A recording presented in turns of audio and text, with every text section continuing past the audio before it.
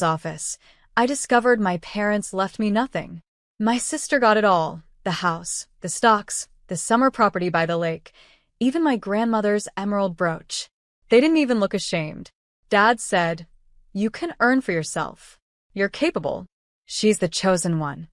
Chosen. Like this was some divine pageant, and I hadn't even made it past auditions. My name is Serena Knox, I'm 30. And if you think you know how this ends, stay tuned. Because what happens when the family that raised you like a warrior suddenly expects you to bow? What happens when capability becomes the excuse for cruelty? I didn't argue. Didn't cry. I simply nodded at the will, folded my hands in my lap, and let the silence speak for me. And then, I canceled everything.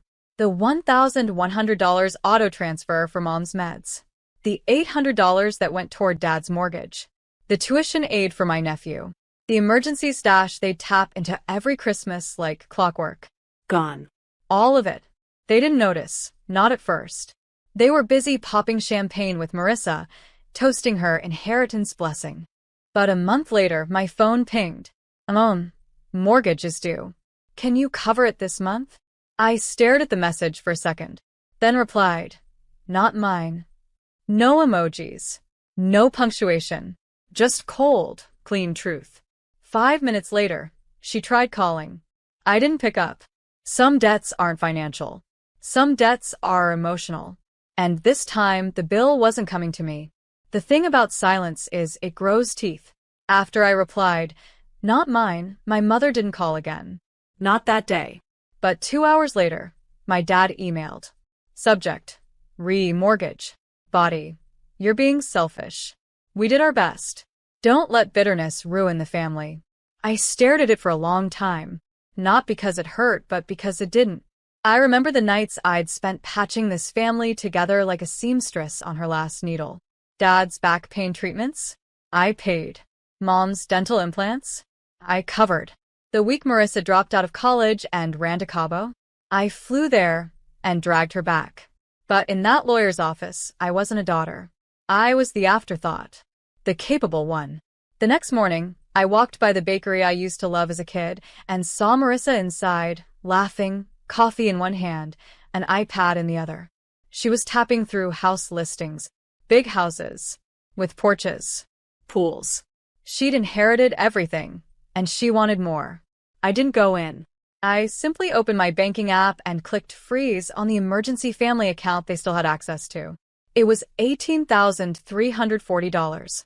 I transferred it into a locked savings account in my name. Later that evening, a string of texts popped up from Marissa. "Hey, weird, I can't pull money. Did something happen to the account? Mom said you're being vindictive. Please just talk to her." But I wasn't being vindictive. I was finally being fair. And fair, for the first time, felt like peace. Marissa's text stopped after midnight. I imagined her, scrolling through our shared account, realizing every dollar she'd taken for granted was now just numbers locked behind my name. But I didn't do it to punish her. I did it to see who they were without me. 3 days passed. Silence. Then, the phone rang, not my cell, but the landline I hadn't touched in years. It was still plugged in near the entryway.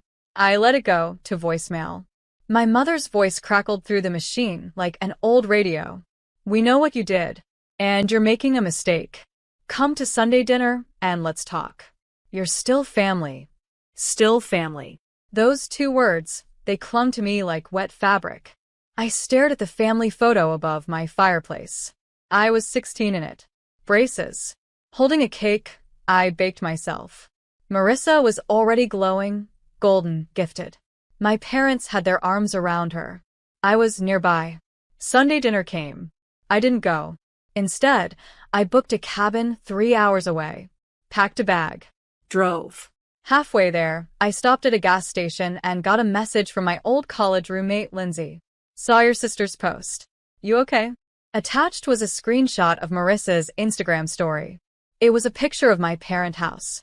The caption read, "When your fam tries to punish you, but forgets they still owe $1,200 on last month's credit card bill. Oops." She tagged me. Publicly. That's when I smiled. Because what she didn't know was, I'd already closed that credit card the day before. And the collector? He was calling, but not me. By Monday morning, their silence turned to noise.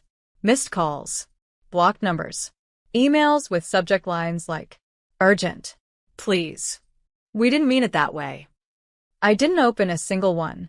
Instead, I watched the balance in their once joint accounts drain into late fees, interest penalties, and default notices, all of which used to land on my desk. Now, not my desk, not my name, not my problem. Tuesday night, as I sat on the porch of my rented cabin watching rain streak down pine needles, I got a text from my father. "We were wrong. You're not just capable. You're essential." I stared at it. It was the closest thing to an apology I'd ever gotten from him. But it wasn't really an apology, was it? It was desperation, rebranded. By Wednesday, they started showing up. First Marissa, parked outside my apartment building, pretending to be just in the neighborhood. Then my mother, standing in line behind me at the grocery store, like she didn't drive 40 minutes to get there.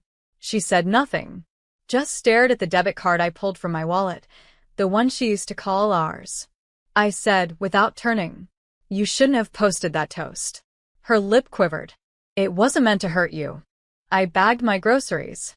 "Then maybe next time don't label me back up." The woman behind us in line shifted awkwardly.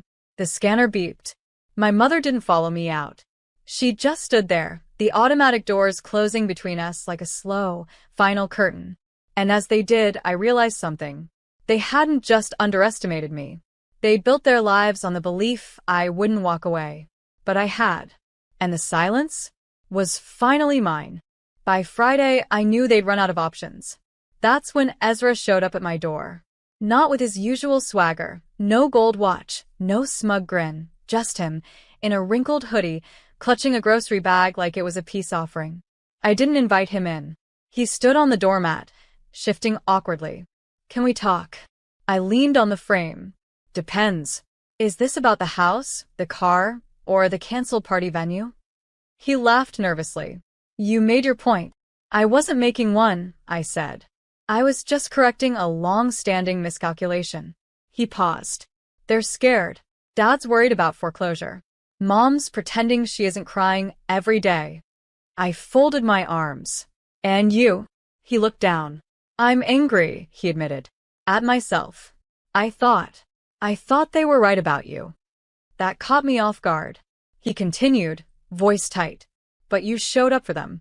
Over and over. And they used you like a vending machine." I went along with it. For a moment, I saw the brother I remembered. Not the golden child, just the kid who used to sneak me half his Halloween candy. I let the silence stretch. Then I said, gently, "They taught us one of us had to lose for the other to win. They were wrong." He nodded. "So, can we fix this?" I glanced past him, toward the street where Mom's car idled. "Only if you walk away from their version of winning."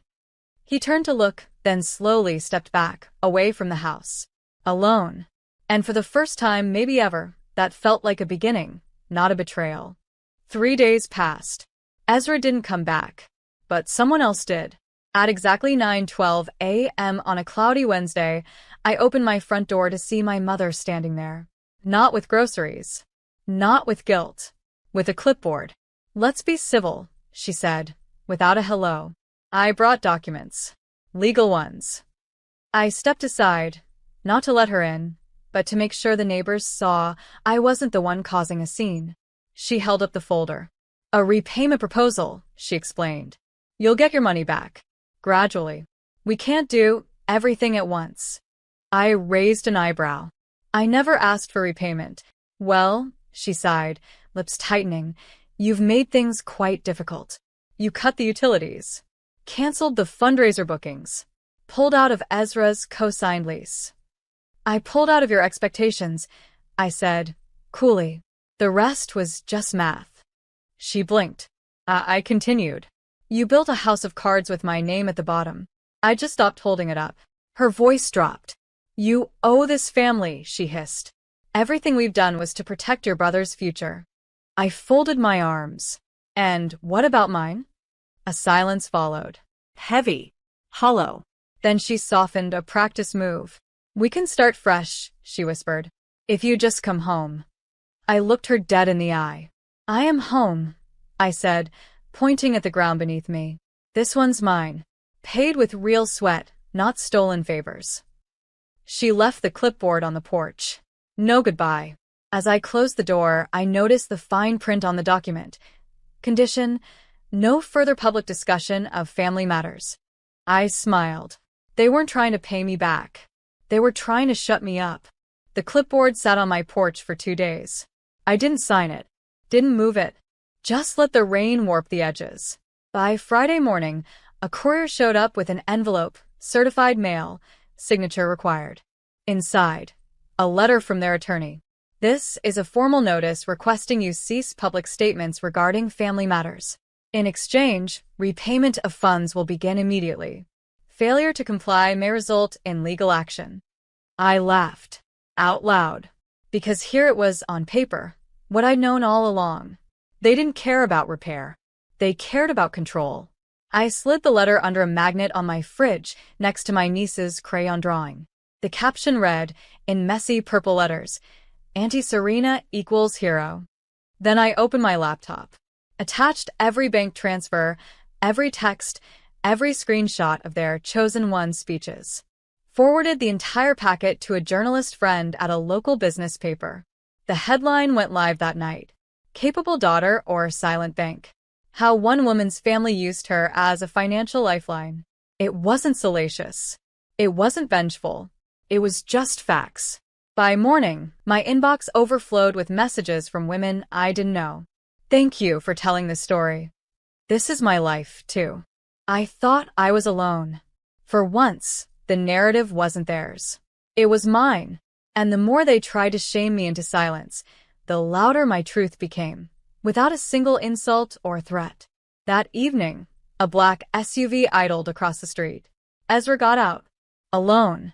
No pearls. No clipboard. No lawyer. Just a folded piece of paper in his hands. When he reached my porch, he held it out. A handwritten note. For words. "I'm done. I'm sorry." I read his note once. Then again. I didn't text back. Didn't call. Didn't invite him in. Instead, I walked past him. Down the porch steps. Into the cool morning air, where the breeze didn't carry guilt. Just clarity. At the corner cafe, I ordered the same latte I'd bought 1,000 times, but this time, it tasted different. Lighter. Like it belonged only to me. My phone buzzed. Voicemails from Mom. Texts from Dad. Even one from the cousin who hadn't spoken to me in years. But I didn't listen. I didn't need to. Because I had already answered. With silence, with boundaries, with a peace they couldn't bargain back. I donated the crayon drawing to a local gallery doing a show on unsung women. The caption read, "Auntie Serena equals hero." Visitors left sticky notes beside it, sharing stories of their own invisible battles. Later that week, I signed a lease on a tiny writing studio. Not a big purchase. Just a space with sunlight, bookshelves, and a lock they didn't have a key to. A place to be more than their bank. More than their backup. Just Serena. I didn't seek revenge. I didn't shame them online. I did something more powerful. I stopped being useful to people who only loved me when it served them. They kept calling. But peace doesn't ring loud. It just settles. Quietly. Deeply. And as I placed the final letter from their lawyer, unopened, into the shredder, I smiled. Some things don't deserve to be read. Some closures don't need permission. Just a locked door. And a woman on the other side. Finally free.